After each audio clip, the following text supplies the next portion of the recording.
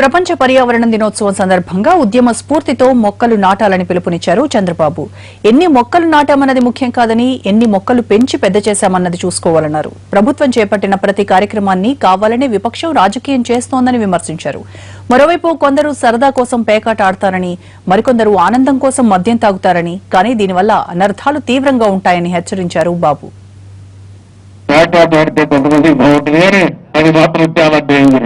అదే మన సాయంత్రం బ్రాండ్ చెప్పబోతే కొంతమందికి ఆనందం ఉంటుంది, కానీ దానివల్ల ఆరోగ్యం పోతుంది. కానీ వేరే దేశాల నుంచి ఒక పెట్టేసుకుంటారు, కానీ మన వాళ్ళ పెద్దతో అలవాడి ఫుల్ బాట్ చేసుకునే పరిస్థితి వచ్చారు. అక్కడనే ప్రాబ్లమ్స్ వస్తాయని అందరికీ శారీరక టెస్టింగ్ చేసినప్పుడు ఏం చేయాలో తెలియకుండా ఒక పెద్దతో అలవాటి మొన్నే మనం చూసా కల్తీ మద్యం తాగి దాంతో కూడా చాలా మంది చనిపోయే పరిస్థితికి వస్తున్నారు. నేను అందుకనే ఏదైనా సరే మనం గుర్తుపెట్టుకోవాల్సిన అవసరం ఉంది.